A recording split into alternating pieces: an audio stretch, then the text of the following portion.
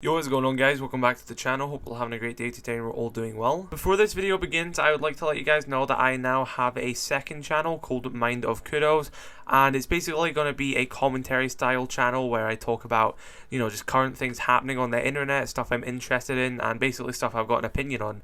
I'm trying to get it to 1k subscribers, so yeah, definitely go check it out. Will be linked in the description, and let's crack on with this video. So what I want to talk about in this video is basically, will there be another Splinter Cell game, and why I actually personally think that Ubisoft is setting us up for one. Now, if you basically ask anyone on the internet what their most, desired Tom Clancy game to be made and released, it would probably be a new Splinter Cell game. Every time the name Tom Clancy or anything regarding Sam Fisher is brought up, people really want a new game. And I agree with them, I want a new game too. Many people kind of regard the Splinter Cell franchise as sort of a dead IP at this point, which is true in a few ways, but not entirely. For starters, obviously we are all aware that Ubisoft is still happily using the characters and, world from Splinter Cell in other Tom Clancy IPs. We've seen Sam Fisher actually appear in Ghost Recon Wildlands and also in Ghost Recon Breakpoint, and probably his most notable and biggest role currently is actually of the operator known as Zero in Rainbow Six Siege, which is currently probably the most popular Tom Clancy product available at this time. As well as this, there was also recent games such as Tom Clancy's Elite Squad, which was a mobile phone game which is actually shut down just over a year after its launch. But it also actually had Sam Fisher and many other Splinter Cell characters in that game as well.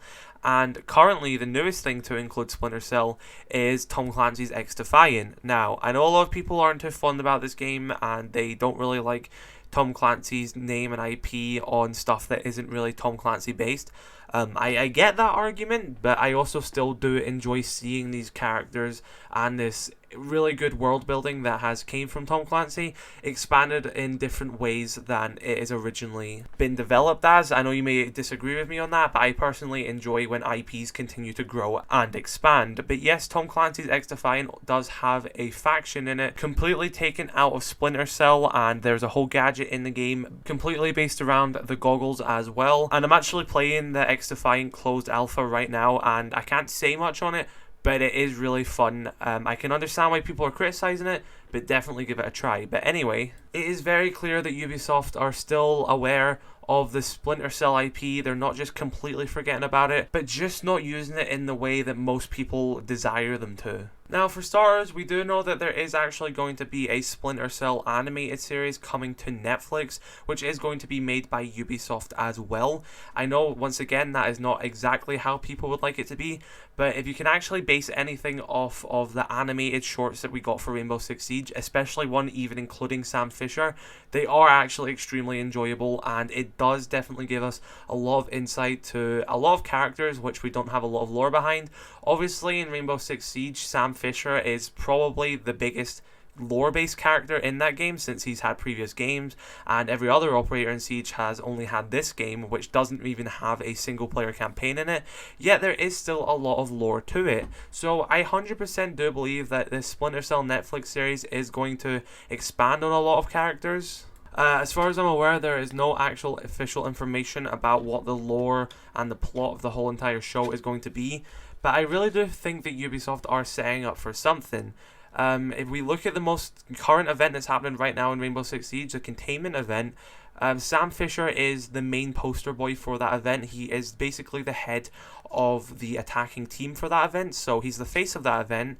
If we want to look back at some cinematics for Rainbow Six Invitational, you can actually see that Sam Fisher isn't just down there with all the other operators. He's actually all the way at the top with Harry, who is the director of Rainbow Six, basically being his second-hand man right there. So clearly he has some sort of power in Rainbow Six, and I really can't see them, putting Sam Fisher of all people in such a high status in Team Rainbow just for that way. And we know that the lore for Rainbow Six Siege is branching off into more stuff. We're getting Rainbow Six Extraction, which is a spin-off game, a canon-based spin-off game, which is going to have full animated cutscenes, full of our operators, fully voice acted and everything. So it is clear that Ubisoft are happily going to use Rainbow Six as a baseline to branch off into different storylines for their characters.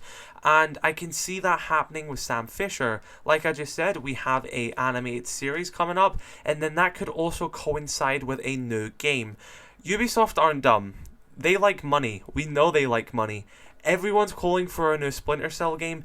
It makes zero sense that they're not even considering making one. And what I think they are basically doing is basically reintroducing Sam Fisher into a lot of games that younger people are more into, people that didn't play the original Splinter Cell games.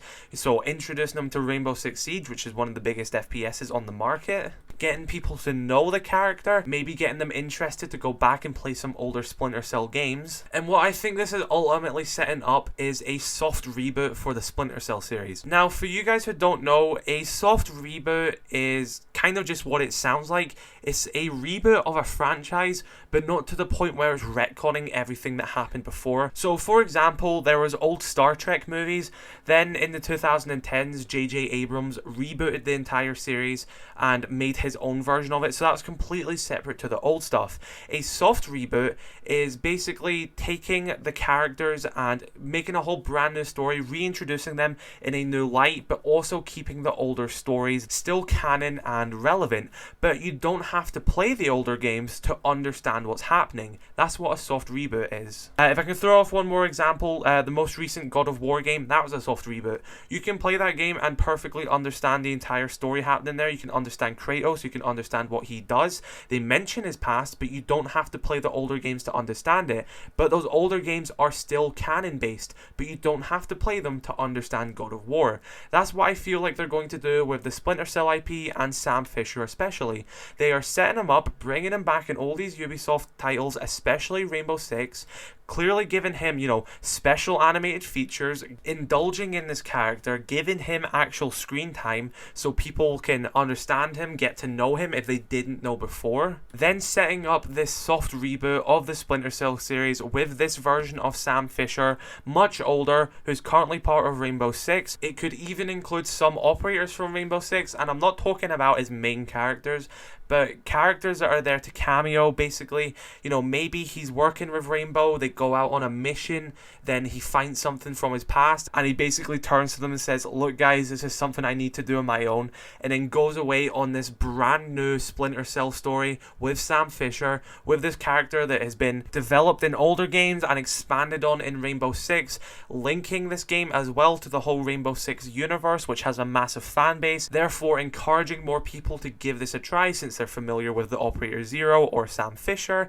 leading to more sales, leading to more fans of Sam Fisher and the Splinter Cell franchise. You cannot tell me that people will not be hyped at an E3 when a full CGI animated feature comes in with Rainbow Six operators alongside Sam Fisher, and basically he says he's got to go out on a mission, and then they show a full brand new Splinter Cell gameplay of a brand new upcoming game with Sam Fisher on a rogue mission having to do something, I don't know, but you really can't tell me that that isn't a good idea and they aren't setting it up for something. Because if Ubisoft's main reason to bring Sam Fisher back in Ghost Recon Rainbow Six is to make money, then the biggest way for them to make that money would to be charging a $60 game with his face on the cover.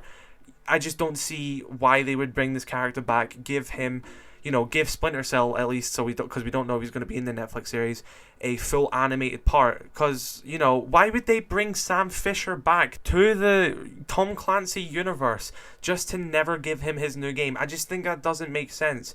And you say what you want about Ubisoft, but they're not dumb enough to miss out on that massive opportunity to make a buttload of money from a new Splinter Cell game with an older Sam Fisher plastered on the front. So yeah, I truly do believe that the reason why we've had Sam Fisher in Rainbow Six, why he's so prominent in all this stuff in Rainbow Six, why he's got a full voice acting CGI in Rainbow Six, and he's not just like any other operator, he's up there with the director of Rainbow Six. They're setting him up for something, and I truly do believe that. I could be wrong, and they are purely just doing it, and they're just going to keep him in Rainbow, and it's nothing more than that. And I'm just a crazy guy behind a computer with too much time in his hands, but I really hope that is the case for everyone's benefit. Like I said, Ubisoft will make a lot of money, and I'm sure it will make a lot of people happy. and also introduce a lot of people to the Splinter Cell franchise who are quite young when the originals released. So yeah guys, that is this video over. I hope I made my point clear as to why I think there has got to be at least a Splinter Cell game coming at some point in the near future. I really hope it is the case, but please do let me know your thoughts on the comment section below about the points I made. Do you think a lot of the points I make were just baseless and won't really lead to anything? Do you agree with me? Do you have some thoughts on your own? Please do let me know your thoughts in the comment section below. Drop a like on this video if you did enjoy, dislike it if you did not. Subscribe if you're new, and I shall catch you all in the next video. I love you all, stay safe, have a great evening, peace.